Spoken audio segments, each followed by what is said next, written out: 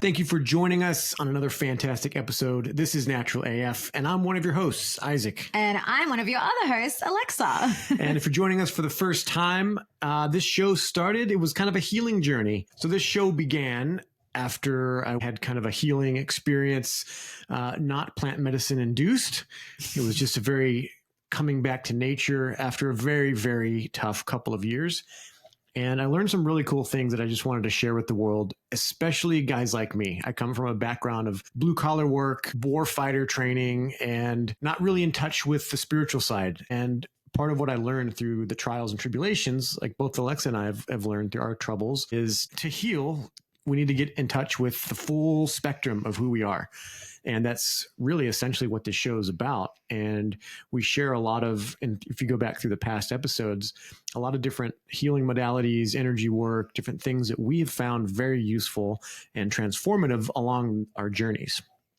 Yeah. So Alexa and I met through that process, came out and moved to Australia after a long story. You can go back and check out our relationship episodes where we talk about that. And here we are in the beautiful northern rivers of New South Wales in the rainforest, aka Avatar, whatever. I can never remember the planet Avatar or whatever it's called. But that's where we're hosting this from. So we're excited for you to join us on this journey. I'm super excited about today's episode because this is definitely the first we've had when it comes to growing your own food forestry, that kind of thing. But we do kind of go very heavy on the spiritual, energetic side of things. But I love that this integrates more of the physical, the ways we can look after ourselves physically. Yeah. And, you know, we're big advocates for growing your own food.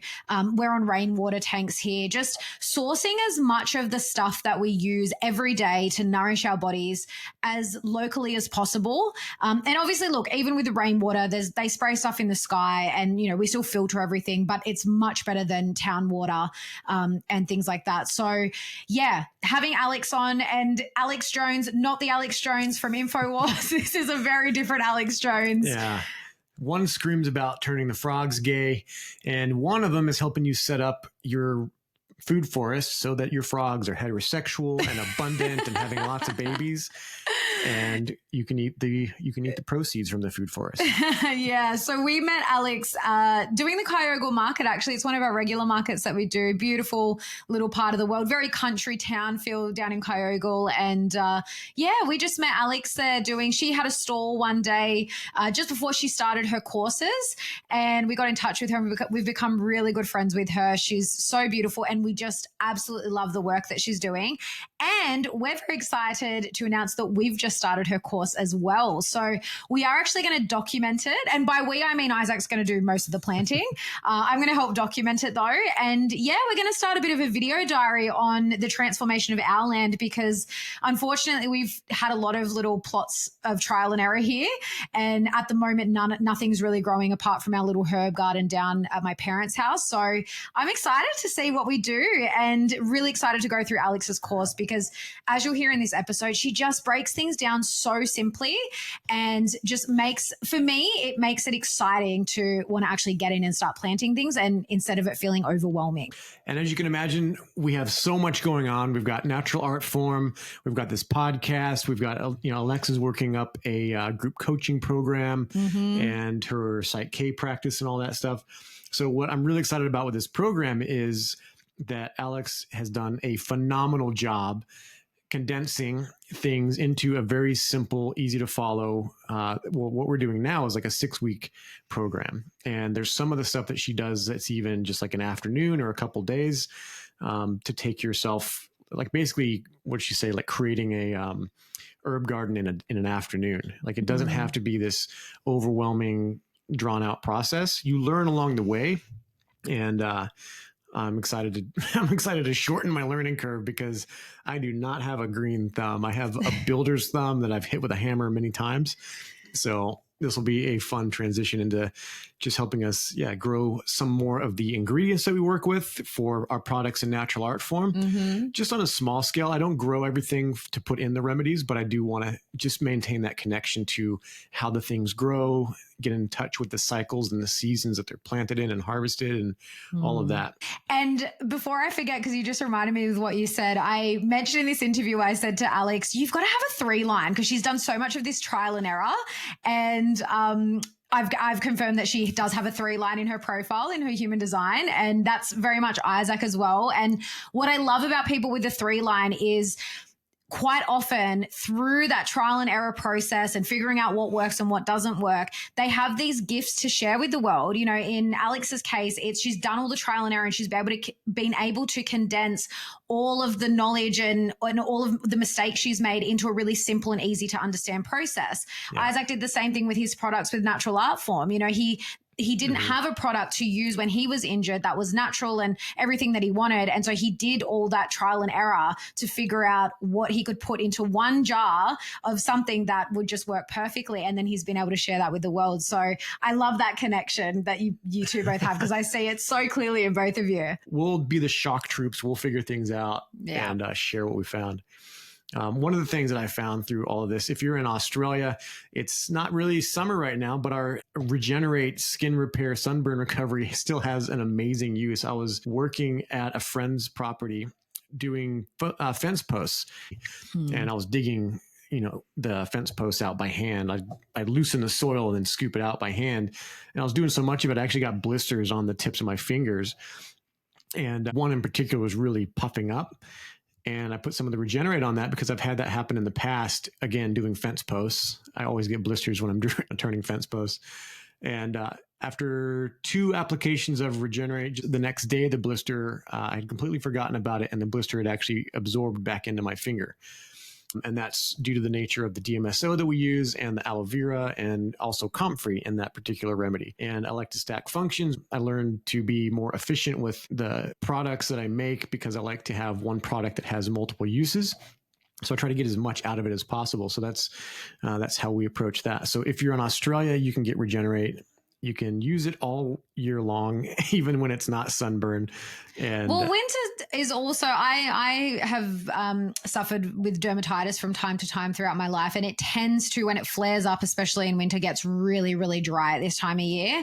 And anyone that has any kind of skin condition, it often will get really dry. Regenerate is just so perfect for that because it's so hydrating with the aloe in there. Yeah. And that's what I actually love. It's such a versatile product because on both ends of the world, you can either be using it in the dry season to really help hydrate and soothe your skin, or you can be using it in the really hot season where your skin's drying out from the sun and not the cold.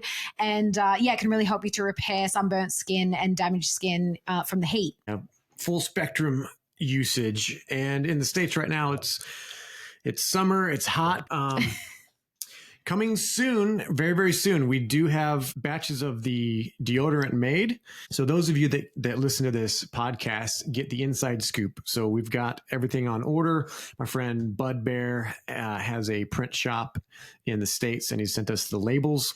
So those are going to be on the market soon in America. So I'm super happy to be bringing so excited the deodorant, and the next stage after that is to bring in Regenerate. We've already got pre-orders. There's been people messaging us like for months now saying, when are we getting the deodorant here? We need more deodorant. So super exciting to be launching that in the US finally. Yeah. And if you aren't on our mailing list yet, guys, get on it at naturalartform.com. Join the mailing list. You'll get 10% off for joining the mailing list, but you also get 10% off as a Natural AF listener using the code NaturalAF10 at checkout. But by joining the mailing list, you'll get all of our latest updates and including our announcement about the Living Free Festival, because Isaac and I are both presenting there, and an email has gone out with our discount code. You can also find that discount code in the show notes under our link tree. You'll find all of our list of discount codes, and the Living Free Festival is one of them. So if you want to go, you can get a sweet discount on your tickets, and we'll be there, and we're so excited for it. Yeah, absolutely. You don't want to miss that. Oh, and this will be a free shout out to Owen Benjamin and Bertaria.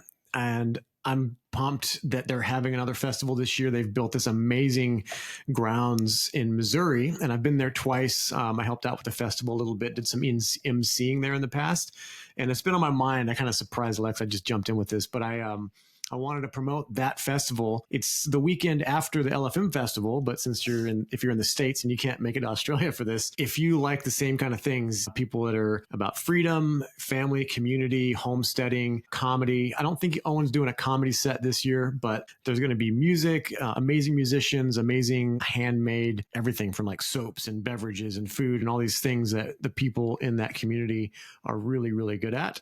And when I say really good at it, I mean, they've got one of the guys is a freaking chef that when I was there, he did an amazing goat roast and pig roast and stuff. It's phenomenal. Amazing community. You can go to Bertaria Times. You'll see. I'll post a link in the show notes. I can't remember if it's bertariacampgrounds.com or .org or whatever. But look up that, go to owenbenjamin.com and see what he's all about. He's got his, the documentaries about that. The most lied about comedian, probably the most banned man on the internet, literally banned more than Hitler. And he's just a lovable guy with a beautiful family, great group of friends. And we always say, like at the Elephant Festival and the bear meetups and stuff, it's like meeting old friends for the first time. So if you vibe with us in this show and you want to hang out with some other really awesome people like you with like-minded, ideals, check it out. You might find yourself in amongst the people that you wish you'd met a long time ago. So without any further ado, one final bit of housekeeping. Unfortunately, we lost Alex's video about half an hour in, which was such a shame because she was sitting outside. She had the most beautiful, lush background of greenery behind her. But yeah, unfortunately, the internet just dropped out at a certain point and we completely lost the video. So, and we also missed when it was blacked out. It was raining. She had a sun shower and a rainbow behind it. We missed all of it. So yeah, just disregard that. Take the gold nuggets. This episode is full of golden nuggets, and we hope that you not only enjoy this episode but do get some really useful information and start planting things wherever you are. All right, guys, let's get into the show.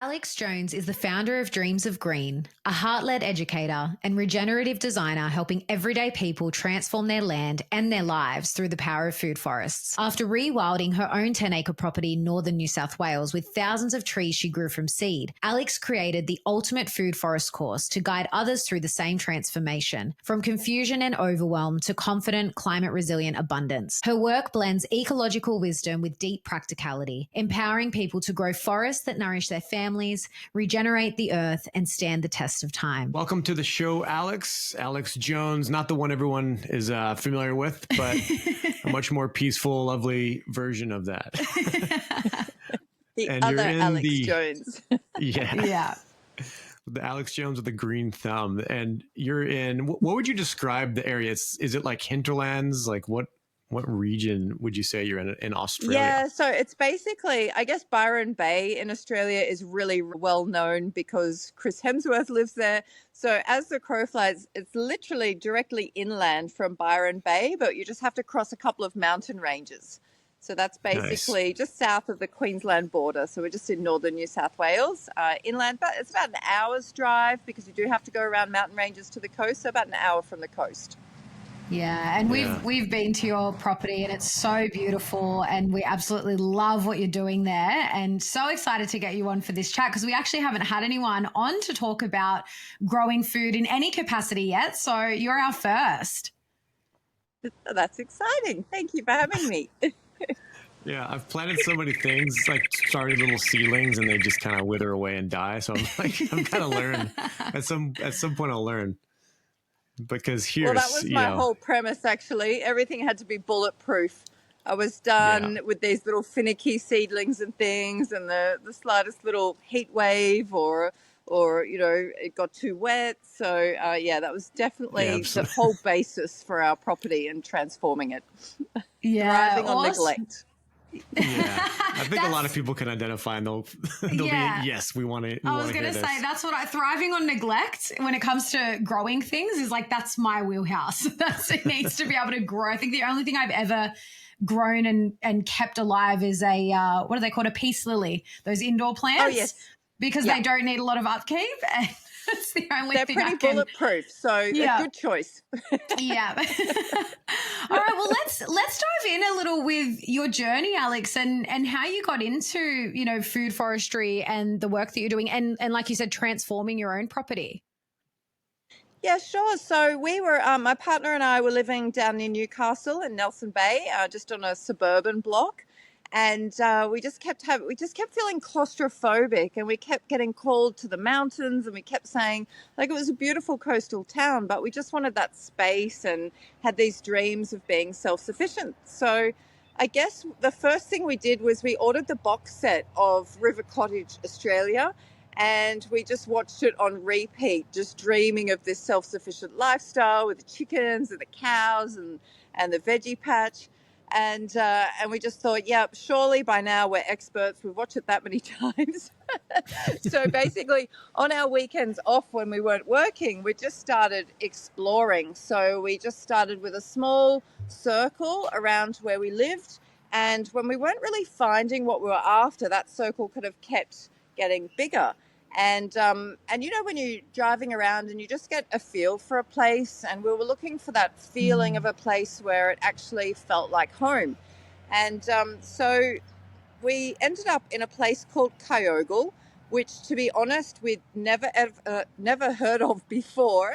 And ironically, when you enter the town, there is a banner across the main street of Kyogle that says, "Come a day, stay a lifetime." And I kid you not, So we couldn't get up here. I don't know if you remember, it was probably about 5 years ago, there were really bad bushfires in Australia. I think some of the worst we've had.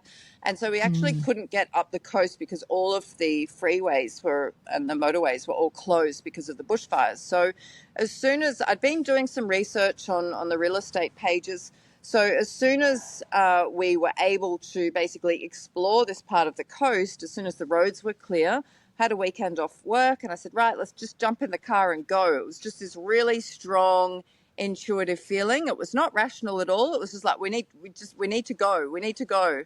And my partner saying, where? And I said, Kyogle. He said, where's Kyogle? I said, I know, right? We just need to go. So we jumped in the car, and we literally looked at one property that was not listed. So we walked into the nearest real estate agent. We said, this is what we're after maybe between 5 and 20 acres. We're after some land. And he said, right, I think I have the exact place you're looking for. It's not listed yet. I'm going there this afternoon to take photos. Would you like to have a look? We said, sure. And so we stood exactly where I am now, actually, but we didn't have all of this greenery. We had the smoke from the bushfires, the worst drought on record. And instead of this rainforest property we were dreaming of, it was this bare, degraded paddock. I said, covered in smoke, no trees. And for whatever reason, it was that strong, intuitive sense. We just kind of stood in this exact point where I'm sitting now and said, this place. And we both looked at each other and said, yes. And so that it was very surreal, and everything just kind of fell into place beautifully. And then literally 2 months later, we'd moved in, and we thought, okay, great.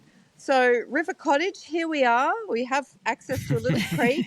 And we thought, how hard could it be? So we started off with a huge veggie patch. It was actually quite funny because it was the start of COVID. So we were kind of in this area where we didn't know anyone.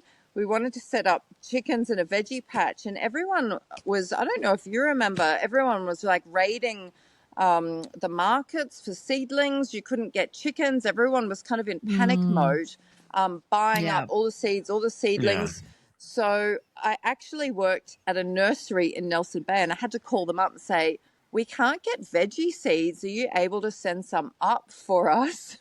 And then where we stayed, when we looked at this place, we stayed at a little Airbnb. They had day-old chickens when we stayed there overnight. And so I called her and I said, "You don't have any chickens available, do you?" And she said, "Well, actually, I do." The chickens we got were the exact chickens that we saw a day when they were a day old. So we shot the chickens.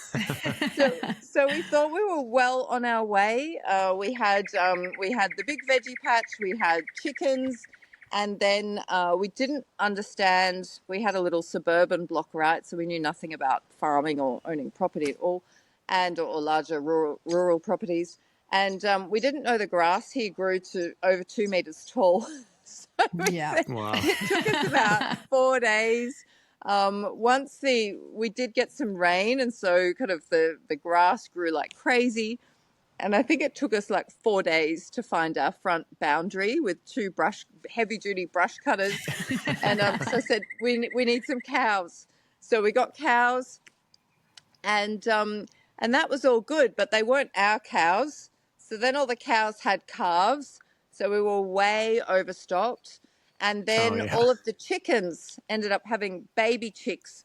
So we had, again, all of a sudden, like huge veggie patch, so many chickens running around. My partner had to build yet another chicken coop to try and house them all. And but then the problem was we got some rain, but then it didn't rain for kind of 4 months. So the creek that we had access to, that the real estate agent claimed like never went dry, right? So that was just reduced to a couple of puddles. The property came with a dam, and we're thinking, great, we've got access to the creek, we've got a dam. Water access was really important. The dam was dry, and we're on tank water here. So basically that huge veggie patch, I always say, like, annual crops need daily attention and daily watering. So that huge veggie patch, not only was it not raining, we had the hottest spring on record, and these kind of really howling winds that were coming through and drying everything out. And because we're on tank water, that's obviously our drinking water, no town water. That's all we had. We didn't have a bore. So that self-sufficient dream that we had quickly became a bit of a nightmare, because that hottest spring on record, we had to bring the chickens inside into the air conditioning, because this beautiful dappled shade that you see above me here, like, we had no shade. And we've got this bizarre microclimate. So in town, it might be, let's say, 36 degrees on a really hot day. Out here, it's 42 degrees. Or on a really cold night, it might be, let's say, 5 degrees in town, but out here it's -1. So it's quite an extreme microclimate. And then those rain showers, we'd be surrounded by storm clouds. We think, great, we're finally getting some rain and some relief. And then you'd see on the radar, and the clouds would literally part, go around our property and reform as they headed to the coast and miss us. So we were going, oh no. So there are a lot of sleepless nights, actually. And we actually thought, we've made a huge mistake here. We really, our impression of the northern rivers was always this, exactly what you see behind me, like lush and green. Yeah, exactly. And so we were really caught off guard. And so I couldn't keep the water up to the veggie patch. That quickly kind of wilted and died. The chickens were all very stressed. It became basically like this kind of maintenance nightmare. The cows were starting to eat the paddocks back to bare dirt. We had far too many. So I remember this really defining moment of saying, like, if we were relying on our veggie patch right now, we would be starving. There's got to be a better way. And I remember walking down to the paddock, and it was a really, really hot day, the hottest day I remember. And that thermometer said 46 degrees Celsius. Whoa. Wow. So that, I thought, oh no, this is Yeah, Yeah. really big mistake. And what's that in Fahrenheit, Isaac? Fahrenheit, that's over probably 100? over 110, I think. Oh, wow. Yeah, Super well hot. over 100. Wow. So 100's about Yeah. 37 degrees Celsius, Oh, or so well 98, over. about 37 from Yeah. memory. Yeah, so crazy hot. But luckily, we do have access over the road to the creek, and they have these huge rainforest trees. There's just a tiny strip along the creek. The rest is all being cleared for cattle grazing. And there's this huge, it's a native rainforest tree called a black bean. And I remember just trying to get out of the sun. I still had my thermometer in hand. I said, I've just got to find shade. And I was really, in tears by this point, really distraught. And I stepped under the canopy of that tree by the creek. I say the dry creek bed now. That was just a couple of dried out puddles. And the temperature dropped over 10 degrees instantly. Wow. And that was that kind of defining moment where I thought, right, we're planting trees. We have to get this microclimate under control. We can't have these crazy extremes. It was basically a range of -4 degrees, so frost, all the way up to 44 degrees. That was kind of the range we were dealing with. And having that canopy of trees to moderate those crazy extreme temperatures, like under the canopy of this tree, you didn't get frost. Under the canopy of that tree on a hot summer's day, it was over 10 to 15 degrees cooler. Wow. And unlike the veggie patch, it was thriving. So Yeah. that was that moment where I said, right, nature's been doing this for millennia, millions of years. So that, I really started looking to nature to think, okay, so we've got this black bean tree. Apparently you can eat the pods, but otherwise they have to be prepared in a very specific way. Otherwise, they're quite toxic. But I started looking towards other species. I said, okay, we've got this black bean on the creek. So everywhere we drove, when it was still during that drought period, I started looking for other trees that were, like I said earlier, thriving on neglect, right? So that became I'd spent a small fortune on veggie patch, fruit trees, and I wasn't able to keep the water up to them. So it was a painful experience. But yeah, I started finding things like pecan trees on the side of the roads, all these like an abundance of nut trees, and they had been there for decades. They were still thriving despite the worst drought on record. I found guavas on the side of the road. I found bush lemons on the side of the road, mulberries. So I started, the more I looked, the more I found. And I was thinking, okay, great. These are all thriving without any assistance from, watering, no irrigation. They're all just doing perfectly well by themselves. And so what I started doing when I came across this fruit and these seed pods, I started collecting all of the fruit and the seed pods. And that became basically, how I started getting things established on our property. I just started looking to nature for the answers. Amazing. Started replicating what nature was doing. And I thought, great, I'm getting good genetics here because they're already adapted to our local climate. They're already adapted to our local weather extremes. And as you know, in Australia, that land of droughts and flooding plains, when you have a really big drought, the pendulum swings the other way, and usually you get the other extreme. And so then, of course, you guys I'm sure were here. We had the worst floods in recorded history as well. Yeah.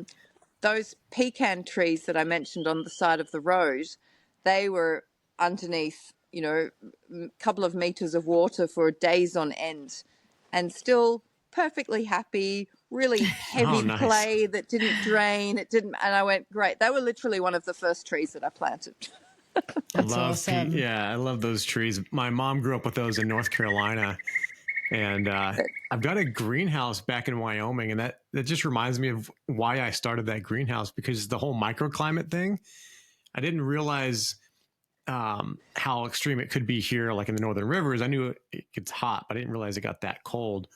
But I remember learning about Sepp Holzer in, I think it's Austrian in the Alps. and I heard about him growing citrus trees in the Alps. And I was like, I'm going to do that in Wyoming, but I had to go more extreme and build a greenhouse. Do you guys do anything with greenhouses, or is it all outdoor forestry? Yeah, that's a great question, Isaac. That was one of the first things I got, was just a really simple backyard greenhouse. And you can get like a plastic cover in winter to keep things out of the frost, and get it a little bit hot and steamy during the day to help with keeping things healthy and alive. And then in the summer, what I do is I would take the plastic cover off and put shade cloth Yeah. so it didn't Yeah, give it overheat. some So that shade. was a huge part of helping me get my little seed trays and seeds started and protected. I mean, now it's great. We've got, as I said, more wind breaks and shade and things like that. But definitely, when you've got those extremes, like having that protection, and again, they're like, like little babies, like little plant babies that need to be nurtured. And so at in town, where I'm also working at Daly's Nursery, they have the largest range of exotic fruit trees in Australia, and they have these amazing biodomes that they've built, and so they're able to Oh, grow kind cool. of ultra tropicals, because that's hard where Oh, we are, isn't awesome. it? Like we're not in Yeah, that we're subtropical. so we've got Yeah. like those hot humid summers, and you think, yeah, great, but then everything gets like, you don't want to grow those Mediterranean plants that can get kind of fungal issues. So it's Yeah. kind of like things have to be able to survive with the humidity, but that's right. Then we still get the frost, so it can be quite challenging. So when you go in these biodomes, they've got like jackfruit and achacha and all these Oh, beautiful wow. tropicals That's that awesome. are growing just because they've created that beautiful microclimate. Yeah, I just Wow. can't get over all the variety of stuff that grows out here. It's just unbelievable. If you're Well, from the States and you've never been here, it's hard to describe. It's that different. I mean, even San Diego and LA have a lot more varieties over there, but here it's just unreal. yeah, well, even when we first moved to our property and before, they'd planted the gardens and stuff, we already had a black sapote. So I don't think, do you guys even have that in the No. States? I don't think you do. It's like they call it what do they call it? A chocolate Chocolate pudding. pudding. Fruit. Yeah. Chocolate pudding fruit.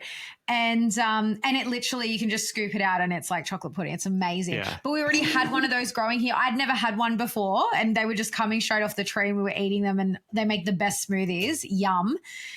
We've got a fig tree, which they're not the figs you buy in the, I don't know what species they are, but they're not the ones you typically get in a supermarket or at a market.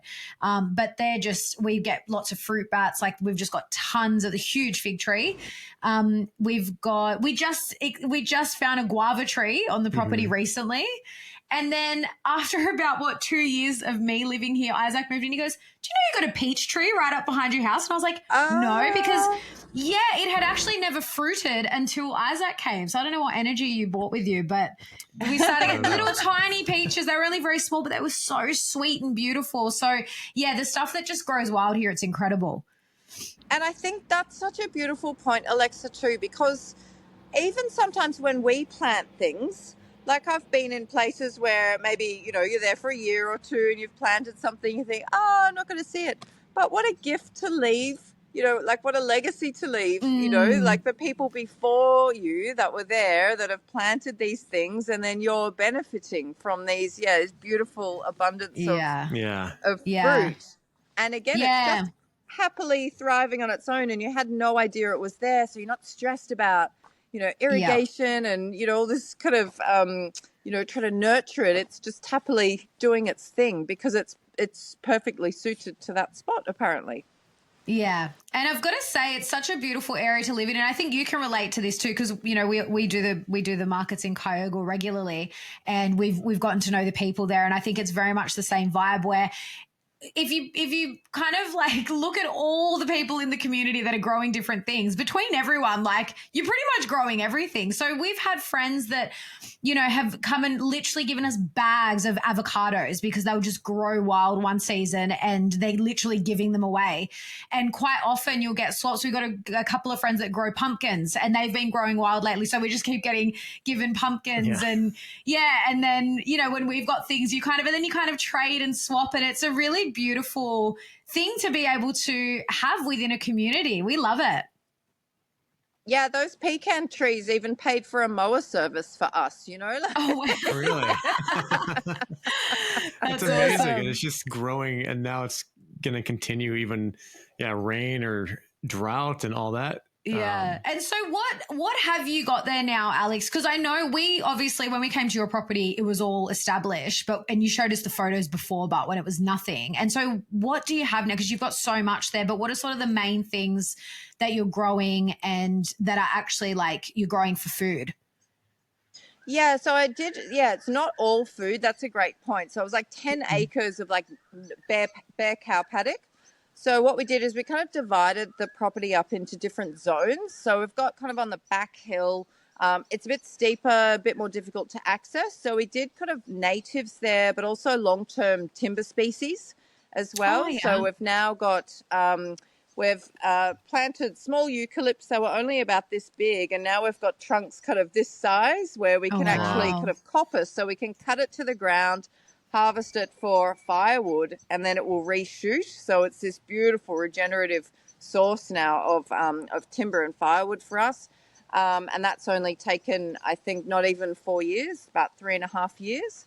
And then we've got kind of a main food forest, which is on the slope behind me. And a lot of that stuff, pretty much, the vast majority has all been propagated from seed, grown in that little mini polytunnel greenhouse that I mentioned before. So things that we're starting to harvest are guavas. We harvested our first mango. That was 2 years ago. Unfortunately, last season the winds came and blew the flowers off, so we didn't get our next batch of mangoes. They like a dry spring, and we had a really wet spring. But that's a great thing about diversity, like you said, because some years you'll get things like so we're starting to harvest grummy charma, which is like a tropical cherry that originates in Brazil. Longans. Yeah, we have those. Mm-hmm. Yeah, they're delicious. And because I really wanted, traditional cherries that grow in a temperate climate. And there are some, so here, and that's what you mentioned, Alexa, is great. You can grow low chill apples and stone fruit. So it's kind of like the best of both worlds. We can't grow the really high chill pears and apples that grow really well in really cold climates, but there are those low chill varieties, so we can still get our fix of stone fruit and apples and pears and things. Some of the other, so we've had these were purchase trees. We've had apples. We've got an abundance of citrus at the moment, so those were trees that I purchased locally. That I didn't grow myself, but they're grafted trees and they're doing really well. And so I'm trying to think of what else. So things like Brazilian cherry. It looks like a little Chinese lantern. We've got that tree as well. I forgot to mention that we've got Brazilian cherries. And again, I'd never tried one before we moved here, and we literally get them fresh off the tree. Now they're so delicious. They're yummy, and with all this rain we've had, we harvested some. We've had a second or third crop of those, which is great. Oh yeah, and I've just eaten a grummy charmer, which normally they fruit early summer, so that's our second crop, which is great. We've had avocados for Joas. I'm trying to think what else. Some things have only just kind of been planted as I'm propagating different things. So I have planted things like macadamias and Malabar chestnuts. The pecan trees, I have both kind of seedling trees and grafted trees. There'll be a few years yet before we get the nuts off those, but they're growing really, really well. And some of the pecan trees, I forgot they were there. I ran over with a mower, just the seedling ones, and they grew back straight away. So I really love indestructible trees like that. And when you have these happy accidents where you run over things and they grow back, you go, great for a food forest, because a big part of food forests is Mm. that you can keep pruning things. Yeah. So you prune things, that stimulates growth, and then all those clippings go straight back onto your food forest, and they act as your fertilizer and mulch as well. So so I do enjoy watching, let's say, the neighbor taking a chainsaw to a pecan tree or his avocado tree, and I'm going, oh no. But then I see it just sprout straight back, and I go, that's a great one for a chop and drop for a food forest. So it's just this constant, I guess, not having the attachment of, as I said, mistakes happen. You run over things with a mower, or, maybe have you heard of a blackberry jam fruit? I had never heard of blackberry jam fruit, and I really wanted some. And so I purchased some at Daly's Nursery. And so I planted a heap, and none of them grew at all. We had a cold, wet winter, and they didn't like it at all. So I had 0% success rate. But then there were other things that I just did not expect to grow at all. And it was this happy surprise, because there was a native currant. I haven't had any fruit yet, but they just went crazy and grew really, really well. So I went, okay, great. And there's custard apples as well, that Custard I apples. collected. Oh, those so good. Love them. And I didn't Yeah. expect them Isaac to do loves well them. at all, because they don't really like frost. But because they were protected by all the other trees in the food forest, and I've got support trees as well as kind of more target species. So the support trees are there, kind of, that grow really quickly to provide that, like we're discussing, that microclimate.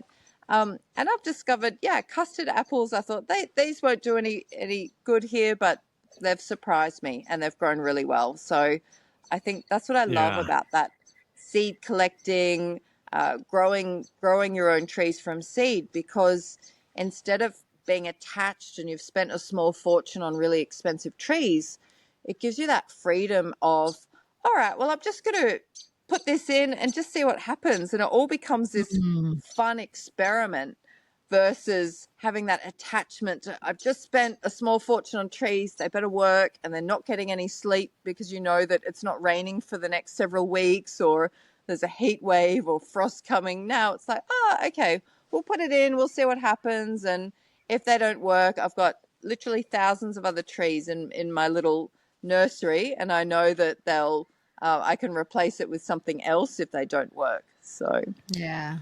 That's such a good point to make too, because I think we did that when we first moved up here. Mum and Dad invested in some fruit trees, and think they maybe got like about 5 or 6, and went down and planted them. And again, that was just before the 2022 floods hit, because we'd moved up at the end of 2021. They'd planted them, and then, it rained for like 3 months straight. And where they had planted them was where it's super marshy. So it was completely underwater with the floods. And they did not like that.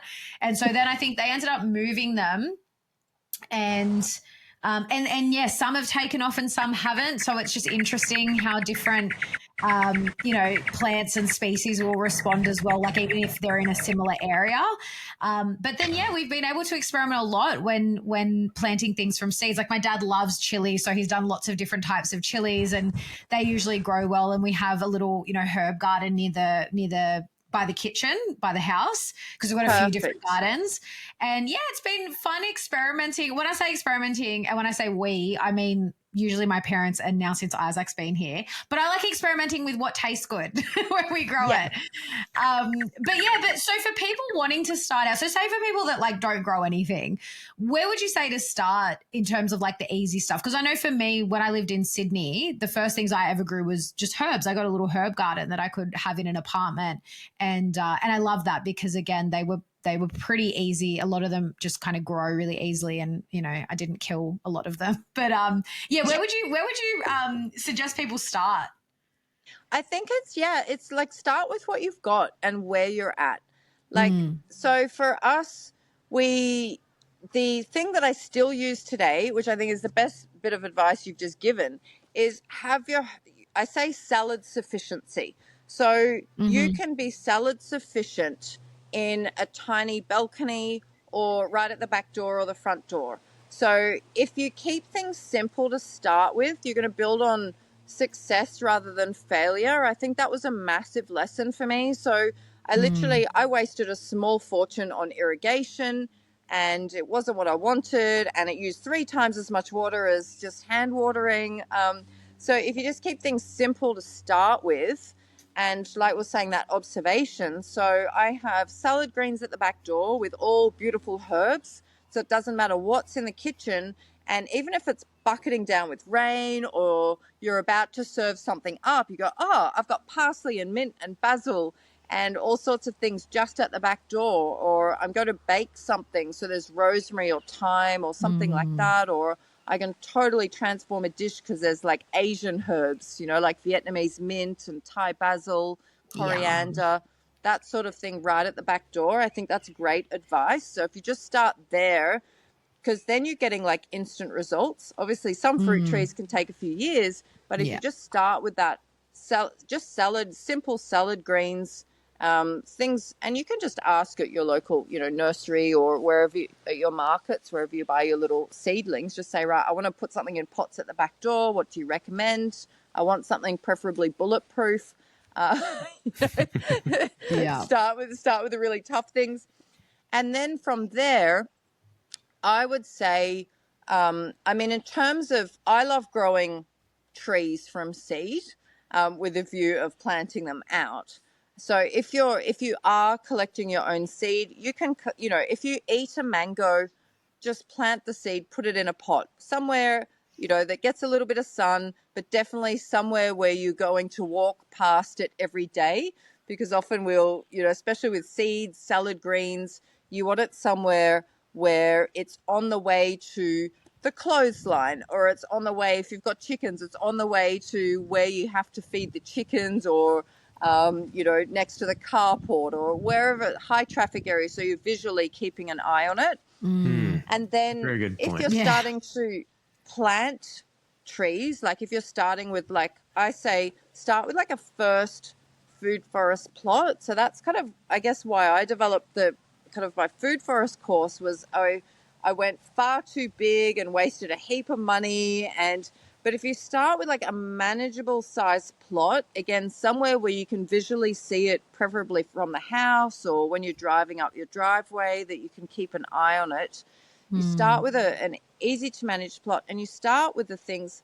My criteria was it had to be heat wave tolerant, drought tolerant, frost tolerant, and flood tolerant. Those were my 4 criteria. So the plants had to, like we said, thrive on neglect. So I wasn't going to start with, let's say, a jackfruit or something like that in like a subtropical zone. Now I've planted them and they're doing really well because I've got that microclimate. But the first things I planted were just, really tough, more seedling trees. So, for example, a great one to start with is like a mulberry tree.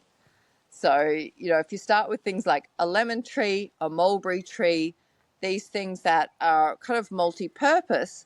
But I say the mulberry tree was the best investment ever because they're drought tolerant. They survive heavy clay. If it doesn't, it doesn't drain. They survive waterlogging.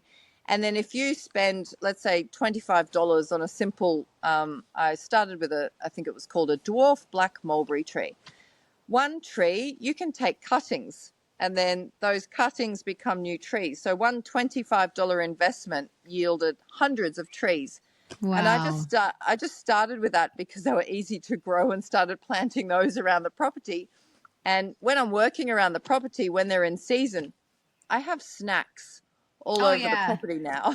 So I was you're just going to say, and mulberries are so delicious. So if you want like hundreds of trees of anything, it's mulberries. We actually just sent some mulberry jam, which we actually bought from the Kyogle market. We sent some back home to Isaac's family because they don't have mulberries over there. No, we do. Oh, you do? Yeah. Going back to where my grandma was in Fort Collins, Colorado. Oh, but you don't have them in Wyoming, sorry. You don't grow them there. Not in Wyoming, but in Colorado, lower altitudes. But they're rare because they can't put them in the supermarkets because the fruit spoils so fast. So it's kind of unfortunate, but you can grow them in it's like 5,000 foot elevation. It'll do really well up there. Yeah. They're so young. Yeah. Fantastic. And that's a great point as well, Isaac, because, if you're growing things that aren't commonly found in the supermarket, that's something you can share with friends and family as well. So, mulberries, you'll find, sometimes blackberries and things. But what I love about a mulberry is I have blackberries and boysenberries. They're nowhere near as prolific in this climate as my mulberry tree. And the other thing is then you have to build a trellis or you have to have a fence or somewhere to put it. Whereas the mulberry tree, I can put it anywhere in the paddock and I know it would be just fine, even if I forget about it for even a couple of years. I can come back and go, oh, yeah, I forgot I planted that. As long as I don't mow over it, of course, with the mower. But yeah, that's mulberries a great point. Are so nostalgic for me. I remember one of the houses we lived in, we moved house and we rented for a year while my dad was building our house. And the house that we rented had like a paddock behind the back fence. And there was a mulberry tree that grew right next to the fence. And we would I remember we'd come back from the mulberry tree and we'd just be covered in stains from them because they're so juicy. And they're just delicious. It reminds me of my childhood. Yeah, I think it reminds a lot of people of their childhood, and then you can't get them in the supermarket. So it's definitely a great one to start with. And talking about the stains, this amazing tip that someone taught me was if you get, how your hands will be completely stained purple or your clothing will be stained purple. If you get a green unripe mulberry, you rub it on your hands, then that takes out all the stains. Oh, wow. Oh, that's incredible. I never knew that. What a great little tidbit. I didn't either. That's awesome. Great. I wonder if you could throw the green ones in the wash. Yeah, and take out for everything, right? That would be great. If you're listening to this podcast, chances are you have a curious mind, an open heart, and are a seeker of freedom and truth. And there is nothing more freeing than seeking and finding the truth of who you are. And this is where I'd love to support you. I'm a self-alignment coach that helps you to align with who you were divinely born to be, not who you were conditioned to be. The aim of my work is to guide you to live a more purposeful and fulfilling life that is totally authentic to you. One of the modalities I work with is Site K, where I facilitate you in transforming your limiting beliefs and perceptions into empowering beliefs that align with your goals and where you want to be in life, not where you've already been, which is often lost, stuck, or unfulfilled. I also work with Human Design, which offers an energetic blueprint of who you are and how you were designed to operate in the world. I offer readings for both individuals and couples, as it is not only an amazing tool for self-discovery and alignment, but also for understanding different relationship dynamics. So if you're ready to overcome blocks and programming that doesn't serve you anymore, unlock your potential, and harness your innate gifts, then I'd love to work with you. Get started today and book in an obligation-free 30-minute discovery call with me via the link in the show notes, and I'd love to connect and see how I can support you. Do something today that your future self will thank you for. And that's the other thing too is, when you're starting out with kind of knowing what to plant, like I have this little fun exercise I do with people who are starting their food forest. I call it the spy on your neighbors activity. So spy on your neighbors challenge. But as in not necessarily spying on them, but having a bit of a look, what is doing really well next door? What, even if they're not next door, talk to locals like, okay, have you got like a tree that you basically can't kill? Like just start with that, here, locust trees are great. They remind me of my childhood because my brother and I used to climb the locust trees, eat the orange. It's like a beautiful, I think is it a Japanese fruit, but they survived. I was born in Bendigo in central Victoria, and they had terrible droughts all the time and frost. But the other thing is, not only did the locusts do well down there, they can survive the really humid summers as well. So they were a great one to plant. You think about, those trees that is that a fruit tree or what's a locust? Yeah, it's a fruit tree. So it's like locust is in Loquat, like loquat. Yeah. And they've got these beautiful glossy leaves and this sweet orange flesh and a big black shiny or big brown shiny seed. And again, you just eat the fruit. I've done a video on it actually of how easy they are to propagate. because that was another tree that I started out with, just because they were so tough. And yeah, you can literally just eat the fruit, plant the seed, and just like in a little pot or a little container. And as long as you're keeping it, relatively moist, they'll grow really easily. So that was another great one. I would dig them up from the side of the road. And I have some just over here, actually, that are just starting to fruit. And they were just dug up from the side of the road. And I just repotted them when I got home. Yeah. Wow. All right. I have a question about the sun. So in the Northern Hemisphere, you look for land with a north-facing slope or north-facing hill, and that's where you plant because you get more sun straight from from sun up all the way through the afternoon. But we're on the Southern Hemisphere, you want something that's facing south, right? Yeah, it's a good point, because when I was studying permaculture, you were told you really, like in the Southern Hemisphere, you want northern aspect because our winter sun comes from the north. Oh, right. Yes. Sorry, I said it backwards. Yeah, so flipped around. But yes, so looking for, somewhere that gets winter sun. And that is fantastic, especially looking at where your house is. So you want it to get winter sun and summer shade. So it's, warm in winter, cool in summer. And that is good for the land. But so just through observation, what I kind of realized was, yes, our south-facing slopes, they don't get as much winter sun. But what I realized is they were during the dry periods, they were staying green. Whereas the north-facing slope, that was a beautiful, warmer microclimate in winter. But they were drying out faster. So it was kind of like, so there was like these pros and cons. So if you wanted to grow, let's say, beautiful apples and pears and, different stone fruit, then choosing a block with a south-facing slope might be beneficial because they get lots of shade and more chill hours. So they need the chill hours to make them go dormant. And then when the spring comes, then they're triggered into flowering. And if it's too hot and they get too much sun over winter, then they don't go dormant. So that doesn't trigger the flowering and then the fruiting. So you can it's about, I guess, playing. There's not necessarily, for a house, it's definitely better to have north-facing aspect because it's a lot more pleasant. But with your trees, you can have a bit of a play around with the different microclimates. So if you want, cool, temperate fruits, and you've got south-facing slope that gets kind of no sun in winter, that's kind of perfect for those kind of borderline species, I guess. Yeah. So they're definitely your deciduous trees.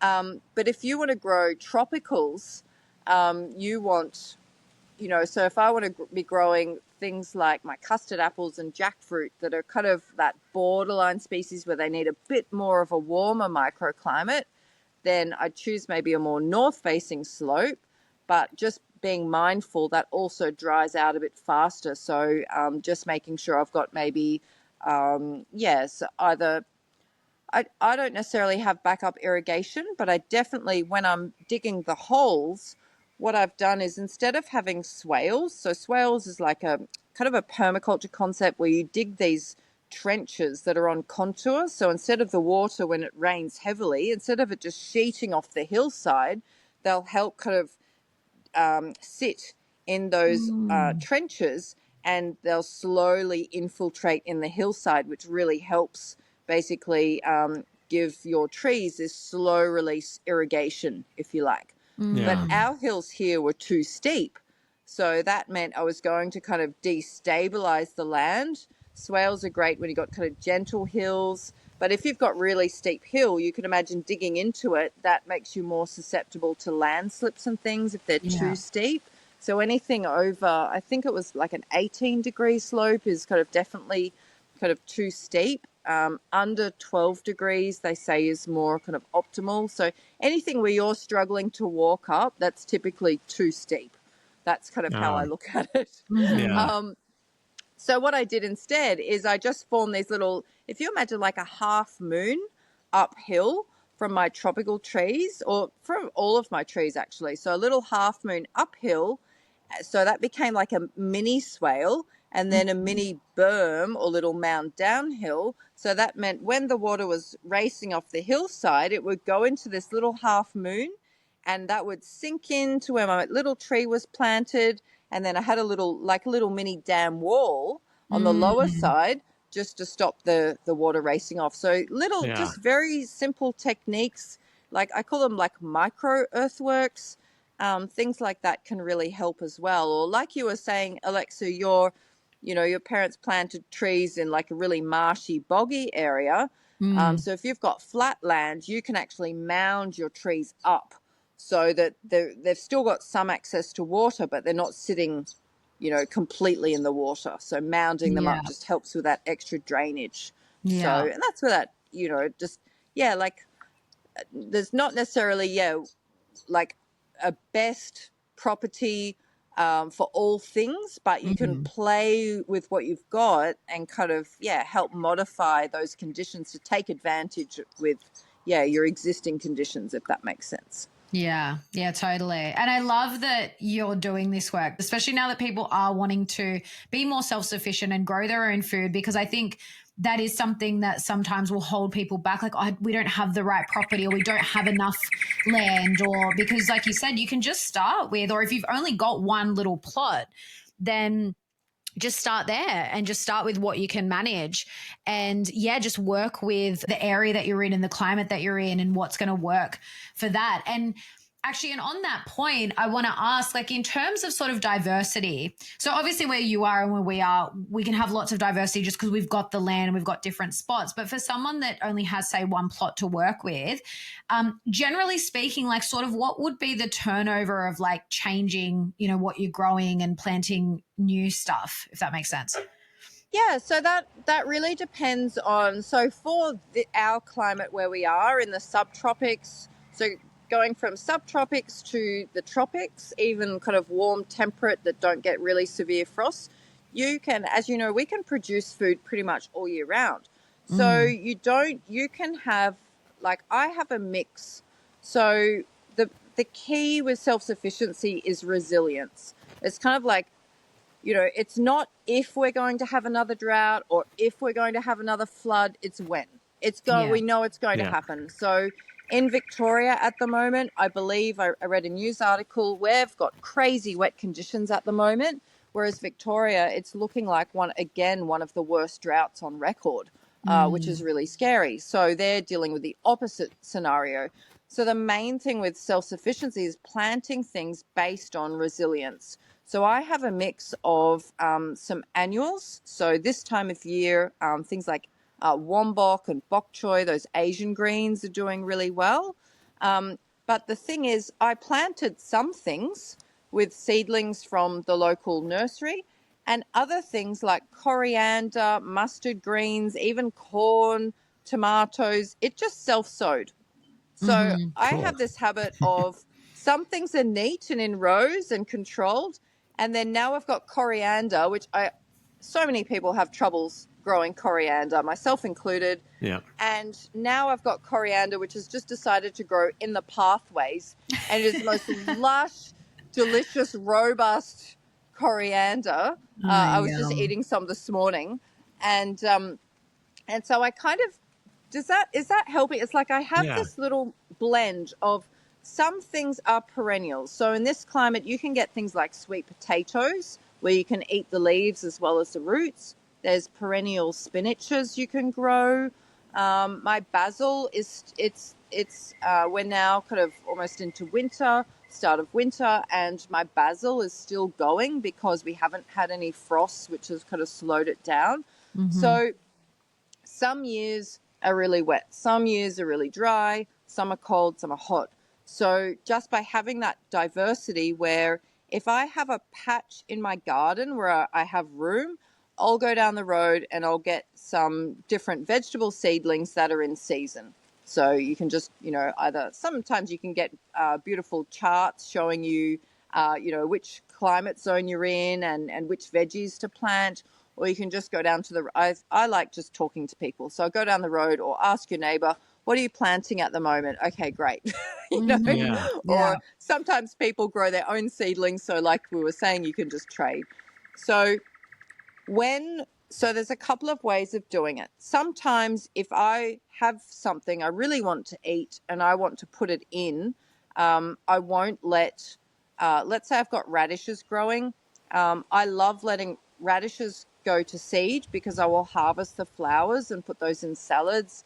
And then you get this Cool. abundance of seed that I used to feed to my chickens. So you can get this, you can get that secondary crop of not just harvesting the roots, but having the flowers, and then that attracts all the pollinators. But also it's taking up prime real estate because now 6 months later, I've still got that same radish growing in that spot, but I really wanted to plant something else. So it's about finding that balance of, and I know this is not a definitive answer. Some seasons you've got this abundance of time where you go, great, I want to dedicate this to my veggie patch. So let's say every month you have a new batch of little seedlings and you're just staggering your plantings so that you have this constant supply. And other seasons, like for me this season, I got my Asian greens and I got some broccoli, some cabbage in really early, and and I left space to put other things in a month's time, another month's time to stagger my plantings. Time got away, which invariably it does. And in its place, things have just self-sown by themselves because I left just a couple of things to self-sow. So I'm not saying you want an abundance of just weeds, but if you've got, some veggies that are self-sowing, I find it's great to have that mix because when you let a couple of things go to seed, you don't have to leave that whole garden bed go to seed. You could leave just a couple of things go to seed, leave space for your other seedlings to plant, and then you've got that source of flowers for your pollinators. You've got that source of flowers if you want to eat the flowers in salads, and for just the sheer pleasure of having the beauty of, flowers in your veggie patch. And so then you've got, resilient seed that is adapted to your soil, your microclimate. Every time you replant that seed, it's like that seed DNA will get coded with what are the local conditions. And obviously the things that are going to seed are doing well in your garden because they've survived.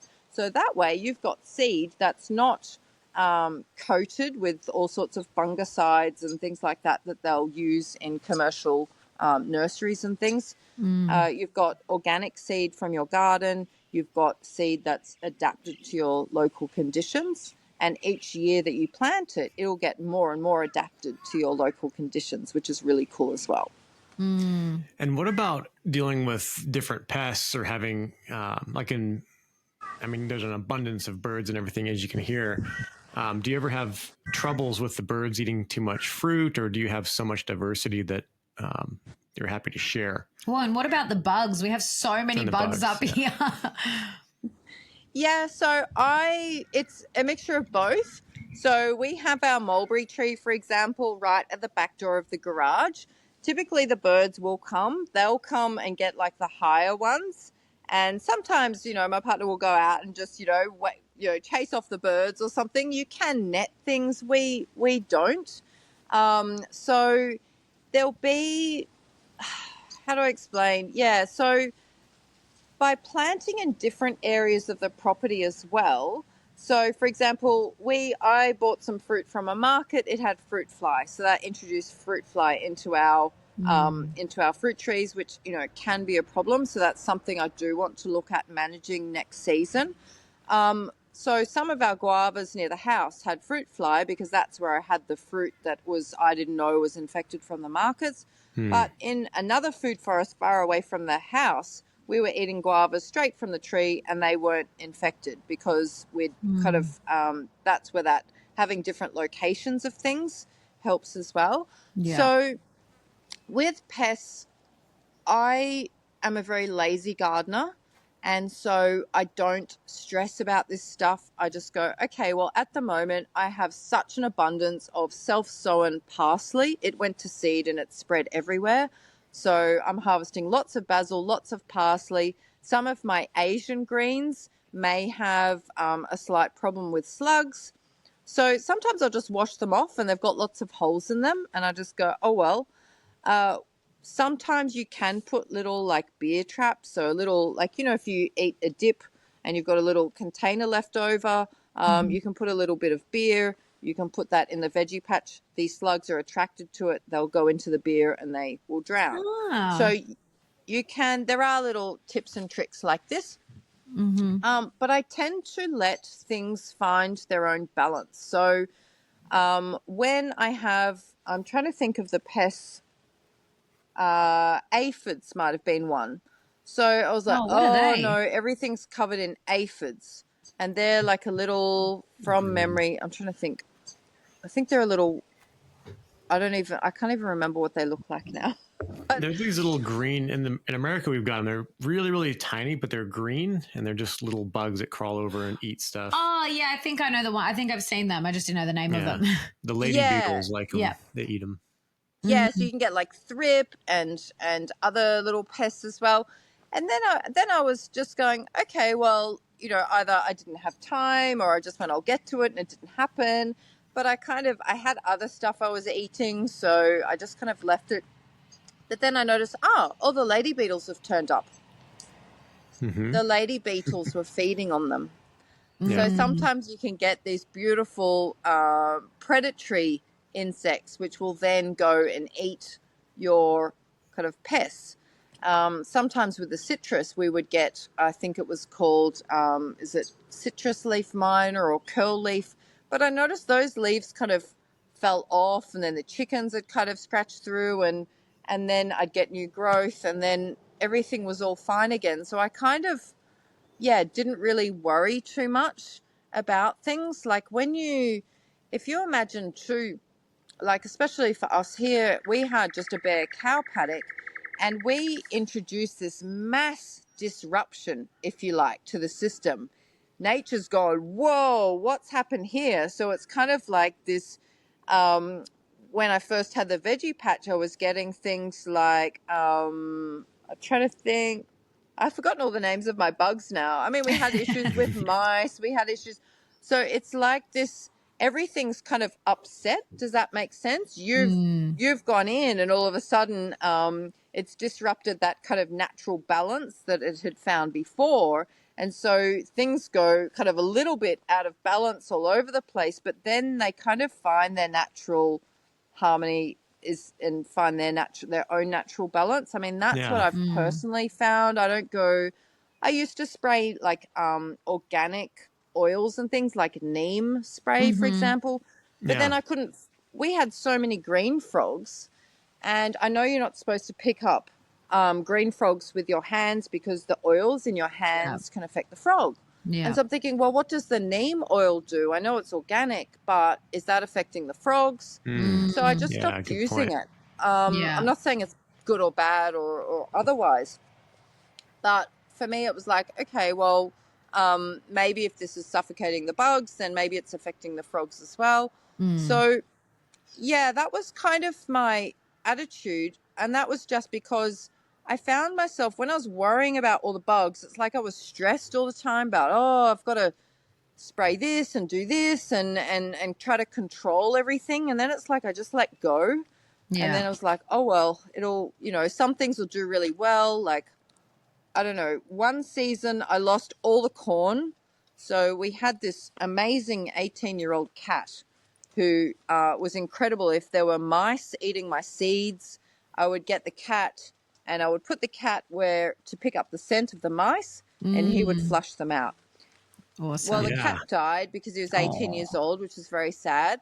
But then that meant that all of a sudden now the balance is out of whack, and we had all of these mice again. So I'm just in this rain shower at the moment, but the sun is beaming down, and I'm pretty sure there's a rainbow behind me. It's magical at the moment. So we had, we lost all of our corn one season. I went, that's it, I give up. So all of that corn that I lost to mice, well, that is the corn that is self-sown and has popped up and is now ready for harvesting now. Oh, wow.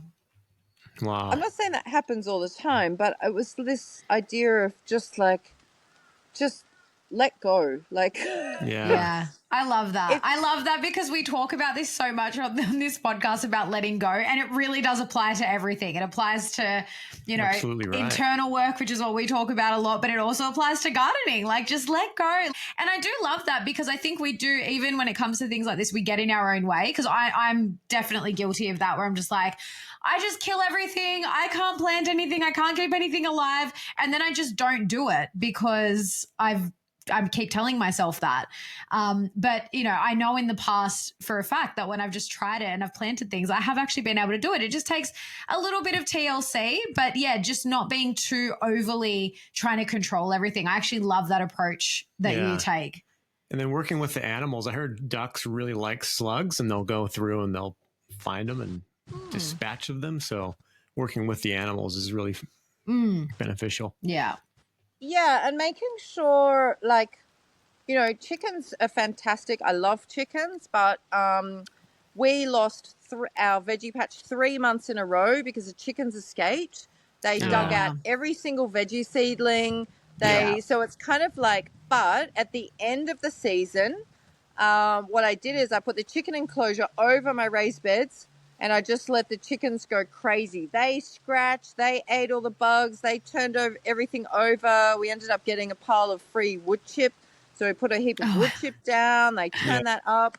And I mean, very sadly, again, when the cat died, it's like he was our little protector, you know. And very sadly, we'd had the chickens for 4 years, and then a fox came and took the lot. So it was devastating. Aww. But those chickens, they had created the most beautiful soil, and that's what I then shoveled back. So I literally lifted the raised beds out of the enclosure, let the chickens do their thing, and then I basically put the raised beds back, shoveled all that beautiful soil back in that the chickens had created. And I think that's why I'm having so much success now.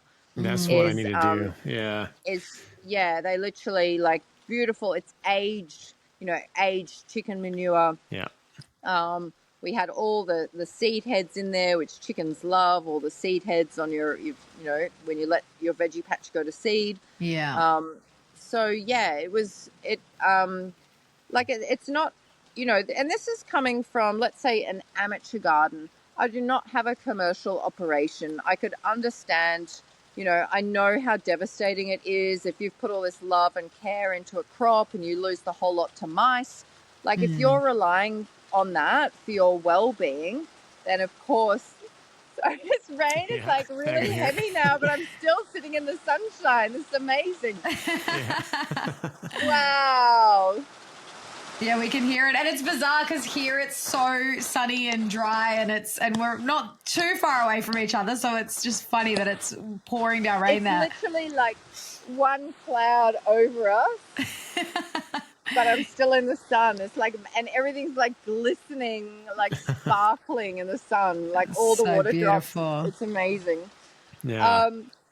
But yeah, getting back to the pests, like, I understand if it's a commercial operation and you're relying on this for your well-being, of course it's going to be, you know, devastating. And that may be, you know, the difference between financial ruin. So I'm not saying, you know, I have absolute compassion for, you know, farmers who are, you know, having to deal with this on a much, you know, larger scale. And then obviously they're putting in different controls and methods, you know, to, you know, let's say reduce the risk of rats and mice eating all their crops and things like that. We did have, I'd planted out the front food forest, and it was this crazy season for bandicoots. So this little native, I believe they're a little marsupial. They look like a giant kind of rat, but they're native, and they love chewing on the roots of things.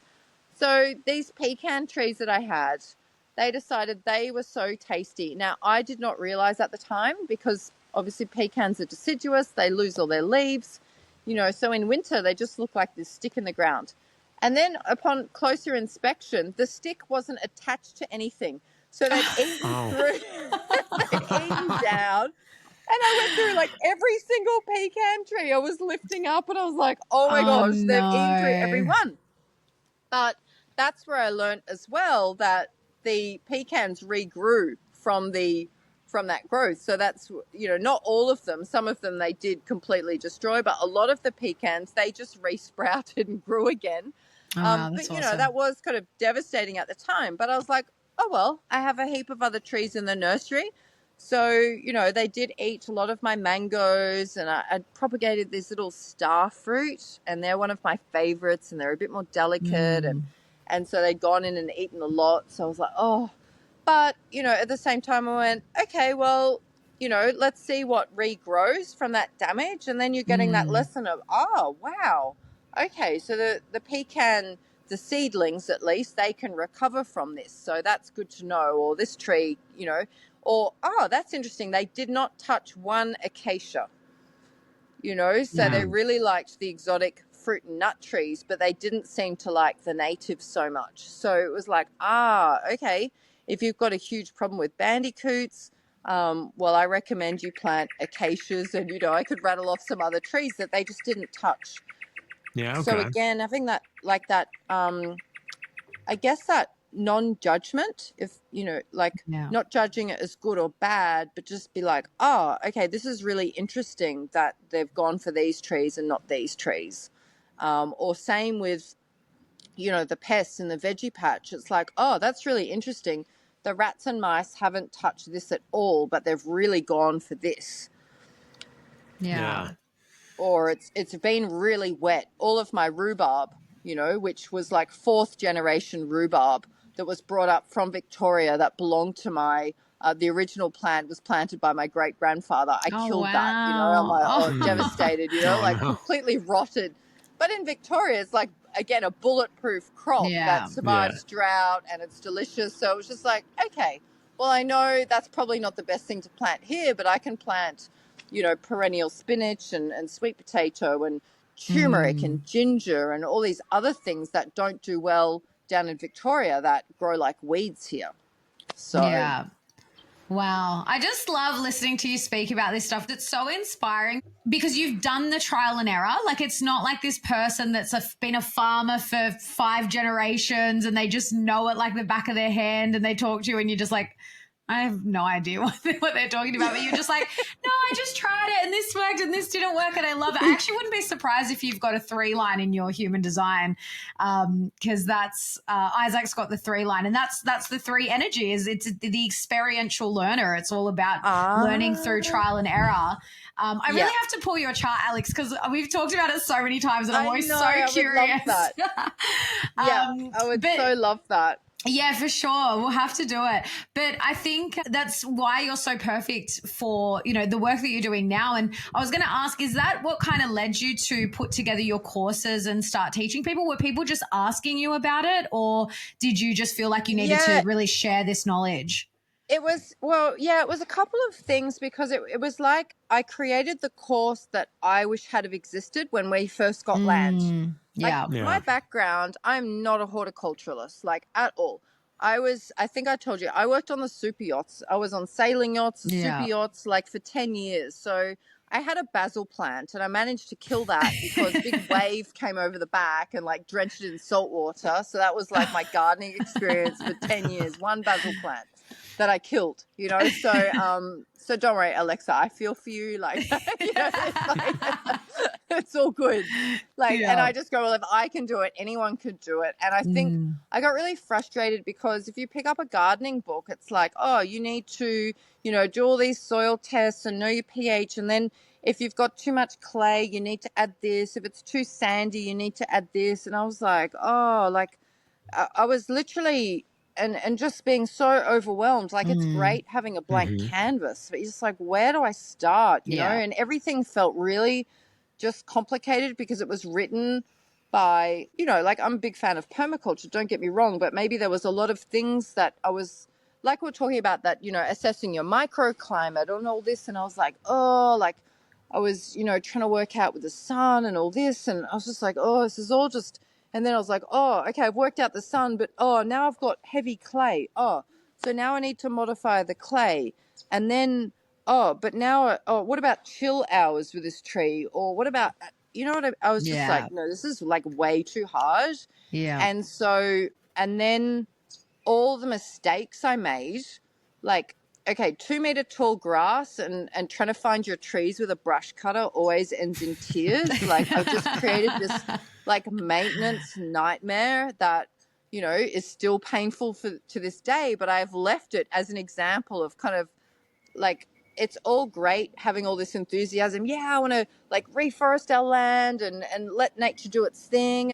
But having something that's easy to install and easy to maintain, I found is absolutely key, because otherwise, like we're talking about the huge veggie patch, if you, instead of looking at a veggie patch, are looking at just this mass of weeds and grass, it's like you don't even want to go near it. You're like, this is way too hard. And it's like you just walk away. Yeah. Yeah. So it's like it was all based on, okay, we need to, like when I first moved here, I was doing homeschooling and maths tutoring. And so I loved teaching. But instead of all this, like, a lot of the kids were like, with the maths tutoring, Alex, why don't they just say that? Why do they use this complicated language? You know, like what? Oh, so that's what they mean. Yeah. And so I kind of took that same approach of like trying to take these like very complex theories and practices, but just drilling it down so it was just really like logical, easy to understand, like drilling complex things down into just basic simple steps. And just trying to take like all those really frustrating mistakes, those like, I'm really embarrassed to say, we all do it, those thousands and thousands of dollars that were wasted. I've tried to put all of that to save people basically years of trial and error. So I came up with like, especially for this climate, like my top 50 tried and tested trees. So again, like people can, instead of going, going out and buying all these really expensive trees, it's like, all right, we're going to start with a mulberry because they're indestructible. We're going to start with, like a locust tree and, things that are that, remember I said like flood tolerant, drought tolerant, those sorts of trees first. And then you're like, oh, cool, this is working. So it was to, just take the overwhelm out of it. So it was kind of, and I think too, like you said, coming from that background of, I came from a suburban block, I've come from like rentals, like renting a unit or living on a boat. And so just trying to make it accessible of just like, like we were saying, if you eat this delicious mango, just plant the seed. It's good genetics, like, Yes, good. So just, keeping things simple and making it fun. Like I'm a big fan of like kind of gamified learning, and that's what I do with the maths tutoring as well. Is like, you don't want it to be, really dry and technical. I didn't want hours and hours of theory to wade through. Like each kind of lesson's got this fun practical action that you just, do straight away. Like even that salad sufficiency in one afternoon. All right, bang, bang, bang. This is what you need. This is what you need to get started. It can be done in a couple of hours and you're set. Do you know what I mean? That's sorted. Or, take people on like a seed safari challenge or a feast on fruit challenge, and just show people that like seeds are all around you. And, if you can just kind of start with those things that are already proven in your area, you're already kind of like miles in front. And it's fun, not just for adults, but also if you've got a family or kids or, friends, neighbors, nieces, nephews. Like when I would tutor, the kids loved, going out and seeing what was growing, and they're always curious. And my friend, I went and did yoga last night with a girlfriend of mine, and she was one of my first students, and she went over to India and went on this beautiful yoga retreat. She said, Alex, all I saw were seed pods and trees, and I was curious about everything. She said she's a complete like seed addict now. I'm like, yes, mission accomplished, So she's like curious and collecting seed wherever she goes. I'm like, oh, I wonder what this is. And wow, that's so beautiful. And it's like the trees have always been there, but you start seeing things in a different light as well. Yeah, I love that. And so what are you working on at the moment, Alex? Because I know you started with sort of doing sort of in-person courses, and now you're sort of moving more online. And I believe are you working on something that's going to be more international as well? Yeah, so I've created basically a a food forest course, it's really great actually because they are interchangeable. So I've got a course that's really focused on like this local area, like with kind of Australian natives and kind of species that work really well in our subtropical climate. And then I've also got a version that I've been working on where it's showing you how no matter which climate you're in, like what we were discussing, like spy on your neighbors and have a look at what what trees are thriving on neglect. It's basically how to, no matter where you are, is basically how to create a food forest that's using locally adapted species. So, and that's kind of can be, 100% kind of online. So it's not me standing in front of a blackboard or a whiteboard. It's really like just hands-on, practical. You've got, there are like easy to follow notes and things there, but it's me actually doing it because I found that really hard. You know, when you're reading a book and you like got these paragraphs and it kind of, you're thinking, yeah, that makes sense. But then you go to do it. You're like, yeah, but what actual tool do I use? Or how do exactly. I like actually see this in real life? Yeah. And then kind of the more local one. So I'm doing it, it's still online, but then I have like a VIP day and people come out. We do like full day of like workshops and the, seed safari challenge and property tour and get to kind of work, even though it's still a course and in a group scenario, I still can work with people one-on-one because it's all about, it's not about following my formula. It's like if you're, semi-retired and you've got lots of time, and you want something that's more hands-on, then you'll be able to create something that fits in with your lifestyle. Whereas if you're, working full-time, you're like, no, I just want to keep this small, easy to manage, then your design's going to be slightly different. Or you get someone with, hundreds of acres and they're like, right, I want to actually start with my first food forest plot, but then I want to replicate this at scale and have more long-term timber species and things like that. But you're not going to plant, huge timber trees if you've got like a tiny backyard. So it's making sure it's, adaptable to, your vision, your goals, and that it's something that's going to work for you. So I say to people, it's like about finding your own food forest formula. So I give you obviously all the, how to propagate all of your own species, how to lay things out in terms of something that's logical, but then it's kind of like that's the foundation, and then it's like your masterpiece. It's got to be in alignment with you, basically. Yeah. So you get kind of that. Yeah, I'm playing around with a few ideas. Some people prefer like a self-study version, so I'm going to trial that. And then other people prefer, no, I really want that like, one-on-one support where I get that help, creating something for my land. So, or sorry, their land. Yeah. Yeah, I love that. Just throughout this conversation, there's been so many things weaved through that we already talk about on this podcast so much. I just love that so many of these same principles of just like letting go and not trying to control everything and just doing things that are in alignment with your goals. Like it literally applies to everything. Like it can literally apply to planting a garden. And I love that so much. I love your approach. And I love that you meet people where they're at, because I think that is what turns people. That's definitely been a massive barrier for me, is when I hear people talking about this stuff. And it's kind of like just follow the formula. And I'm just like, it just doesn't resonate for me, where, even just getting to know you and telling you about what we've got growing, what we've tried, or, a lot of the things that Isaac's tried, you're just like, oh no, just do this, and like just little tips and tricks. And it just feels a lot more manageable. And I think too, what I've found is when you, don't get me wrong, there's amazing landscape designers and they create beautiful spaces and they can tap into your vision. But if you're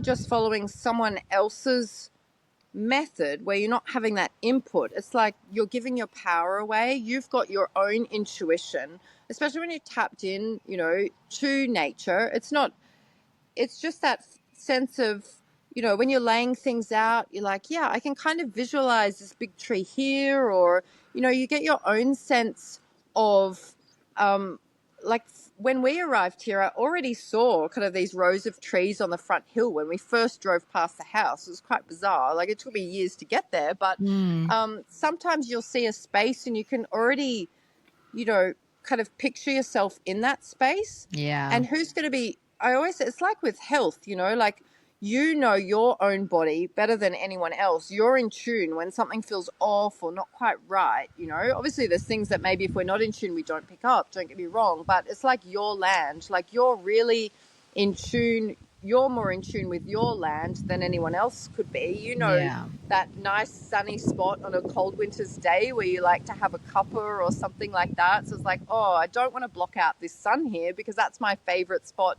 you know, where I like to sit in and get the winter sun. Right. So it's having that intimacy with your land. And I feel that, yeah, if you get someone else to completely design it without your input, yeah, you get a bit like, oh, no, it's not my kind of signature space. Or sometimes it can be, you can have that little bit of resentment of, no, I didn't want the lemon tree there. I really felt there was like something else here, or, you know, it's just that, yeah, freedom of expression and to create while still, you know, starting with the things that are designed to work in your climate and also that are kind of easy to maintain. I think it's like combining those elements. Yeah. Well, I'm definitely excited to take another crack. And we've got a garden bed out here that a friend of ours built, and I've just got some potted plants sitting in the above ground bed because I'm just like, before I even you and start so many doing others the work, like me included. Yeah. I mean, I had some coriander or cilantro for us Americans. I bought some, or actually, someone gave me the little seedlings or whatever. And I put them outside, and I was like, oh yeah, they'll get like the rain. The rain just beat them to death. And I was like, oops. So, little things like that where I'm like, okay, simple. I'm going to break it down. Yeah. In Isaac's defense, it's been unseasonably rainy the last month or so. I don't know what to do with this rain. I'm from Wyoming, where we get 100-mile-an-hour winds. That's why I built the greenhouse out of timbers like bigger than my head. And wow. We've got citrus trees growing inside that, and I've built it down in the grounds a little bit, so it's got the thermal, like a little bit of warmth from nature. But yeah, we've got inside trees that wouldn't grow on the windy plains of Wyoming. Here, it's like, well, you got the monsoons, like, you know, you're gonna have to put like an umbrella over everything. Well, it's funny you mentioned the monsoons. I started researching, well, what staple crops do they grow like in parts of India where they get that really monsoonal, you know? Rice. Yeah. I was like, I looked at rice. I was like, no, too hard. But pigeon pea, you know, like pigeon pea is such a great one. You know, that's a staple crop in India. And it fixes nitrogen. It grows really fast. You know, the chickens love it. We harvest the peas and put in curries and Is that a bush or some kind of shrub or something? So it's just like it grows to maybe 2 to 3 meters tall, and they look like pea pods. I can't grow. Every time I try and grow snow peas, for example, they get like that sooty mold and that, you know, like, or peas, you know, peas grow fantastically in the southern, you know, more southern areas of Australia, but up here they don't seem to do so well. But pigeon pea, it's like, before it rains, I can put the seed straight in the ground and it'll grow into a tree about 2 to 3 meters tall. And it comes in, it looks like basically a pea pod. And you can eat the peas green, or you can basically, wait till they dry out and you can have like a dried lentil. It's what they use to make dal in India. Wow. So that is my goal, to actually finally make that. Pigeon pea, write that down. I got plenty of seeds, so I will give you some seeds. They're so easy to grow. I just think you have growing food for the chickens as well. Do you buy chicken feed, or do you have enough growing that they just feed off the land? We would substitute just because we had foxes. So we kind of had a big kind of chicken tractor that would move around. So they ate a lot of like grass and we'd let things go to seed. So we did have to, again, just because, you know, had I done my time over again, I would have started with all the trees and then done the big veggie patches and chickens second. But you know, because it's good if you've got that source of nutrients for them, because we don't know what they put in all the chicken feed, because it's, you know, commercially produced. But Pigeon pea was just a great source of protein for them. They absolutely loved it. They would jump up to try and reach the pods and pull them down. The rooster would get the branches and pull them down for his girls. So that was really sweet to watch. That's amazing. Yeah. Oh, that's cute. Oh, that's awesome. Well, thank you so much for coming on, Alex. I just know this conversation is going to be so valuable to so many people. And, again, whenever we speak to you, it does inspire me. I'm like, we just got to get out and plant some things.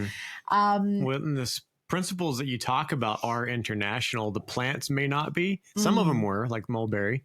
But just the fundamental framework that you lay out, both in this podcast and definitely in your course, that's going to be valuable. Even if I was planting stuff back in the States, I'd still go through it and glean the shortcuts that you've figured out and simplify. Yeah. And I did come up also with, I spent kind of months and months researching all the tried and tested plants across different climates as well. So I came up with booklets for your more arid climates, cool temperate climates, your ultra tropical regions as well, of looking at kind of what staple crops or the toughest trees. So I did put together kind of those other booklets as well to make it applicable, just to give you not saying that's the definitive list, but definitely giving people like that starting point of looking at how to identify them, how to grow them, and getting that idea of, so I could start with these, and then I could add my own ones that I discover along the way. Yeah, awesome. And so where can people find you and access your courses and all of the resources that you've got on offer? Yeah, so I've got a YouTube channel which has got basically free propagating tutorials, property tours. You can see there's great videos of showing what our place looked like during the drought versus now. Like we've got a whole forest in under 4 years. And so the YouTube channel is called Dreams of Green. So the handle is @dreamsofgreen on YouTube. And then my website is dreamsofgreen.com.au. So the .au is important for Australia. And I also offer like free kind of consultations. So if people have got questions or they want to, just basically, if they've got a big challenge that they're wanting to kind of have a chat about, then potentially I could, offer some solutions as well. So I do offer like a free consult as well if people are, wanting to have a chat and connect.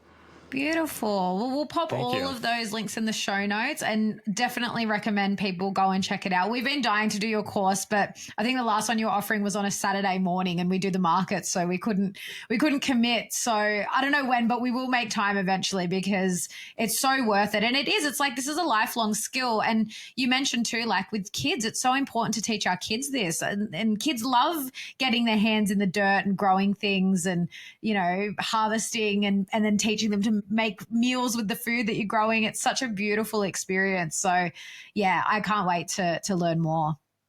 Yeah, and that's a good point, Alexa, too. Like, there's been schools that have been interested as well, like doing tours and doing things for kids. And that's why I did change the format of the course too, because a lot of people were, kind of committed on the weekends. So I make it so it's online, but then you get that VIP day and you get to choose a day that kind of suits you. So that seems to be a format that's, a lot more flexible for people, offering a few dates to choose from.